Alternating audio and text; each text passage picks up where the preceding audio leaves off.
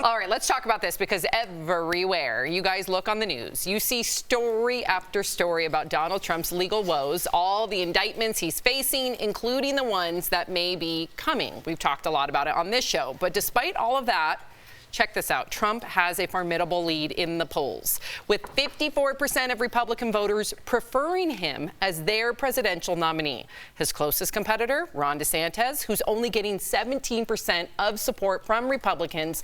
So why is Trump keeping such a big lead with Republicans, despite all the bad news that would typically sink other candidates? Let me ask you this, Jeff. Do you think there is anything that could dethrone Trump?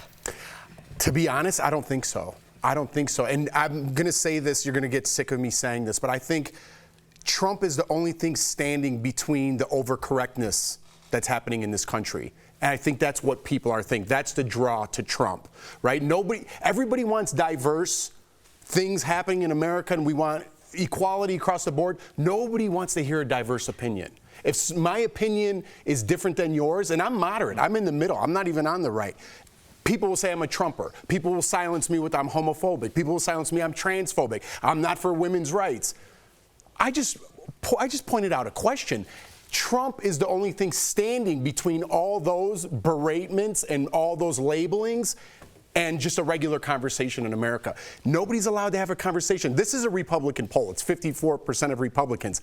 Most people are staying quiet because you could lose your job if you have a strong political opinion on the right. If you're in the middle like me, I still don't want to share my opinion because I'm scared of getting labeled. It's already out. People have no idea who I really am as a person. They just put the labels on you if they don't like you.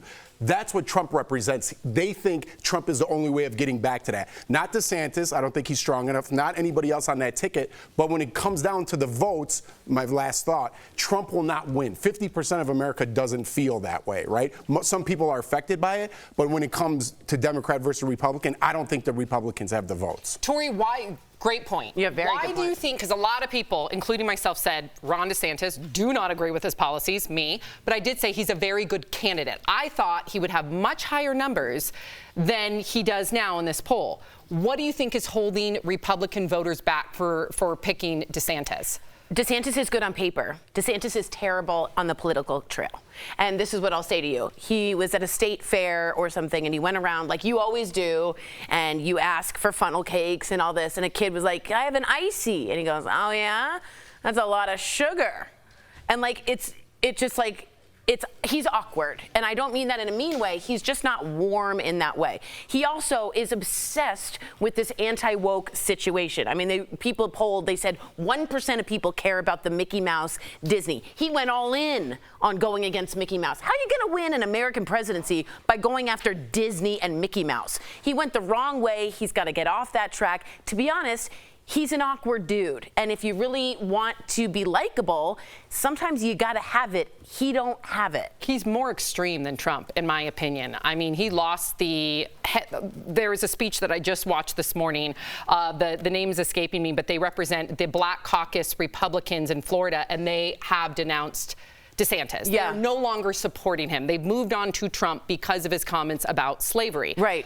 What do you think DeSantis will have to do to somehow be able to beat Trump? Get a time machine. Yeah. He'll have to go back, and I'm not talking about. I don't even know if that'll help. Yeah, no, I'm talking about go back to the 80s, because that's when Trump became part of our country's zeitgeist. To your point, people forget that Trump is not a regular candidate and that he came along and you're like, Donald Trump, that's an interesting name. He was in Home Alone 2.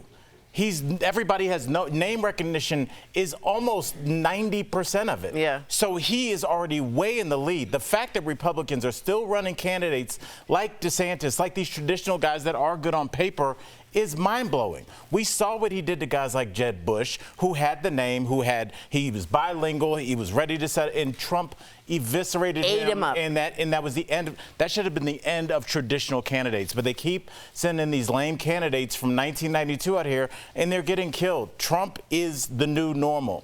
And if you're not coming at his level or higher with some name behind you and some fire, you're done. And so they need to stop throwing these candidates from back when I was going out to the club. Oh, that was a while ago. Old man, he's an old man. Put a fine point on it. Speaking of politics, Hunter Biden's business associate, Devon Archer, testified in front of a House committee. It was a closed-door meeting, meaning the public wasn't allowed to hear the testimony. But depending on what news station you watch, Jeff always talks about this, you heard vastly different things about what was said. So folks on the right are claiming that Devon testified that Hunter would sometimes put his father, President Biden, on speakerphone while meeting with business associates, and that this is the smoking gun proving that Joe Biden was involved in Hunter's business deals. That's their point. But folks on the left are spinning this the other way, saying that while he was on speakerphone, Joe only exchanged pleasantries and that Hunter was only selling the illusion of access to his father. So what do you make of this? How do you know which side to believe, Jeff? You talk about this all the time on this show. You don't. You know, and I don't claim to know anything about politics, but if you watch this story on 10 different shows, you're going to have 10 different results of how you feel. That's depending on who's spinning the story. Where is the truth? Somewhere in the middle. I don't even know where the truth lies anymore. I don't know when I see a story like that, it's like, oh, it's okay. It's just the illusion of it. But did he say that? Did he say like, hey, my father's going to be involved? Is that the illusion? Or did he say it? Is that right or is it wrong? Where am I at? I don't even know. No, I'm with you. I think dangerous. I think that's kind of the point. Tori, what were we saying? Well, okay. Let me just be clear here.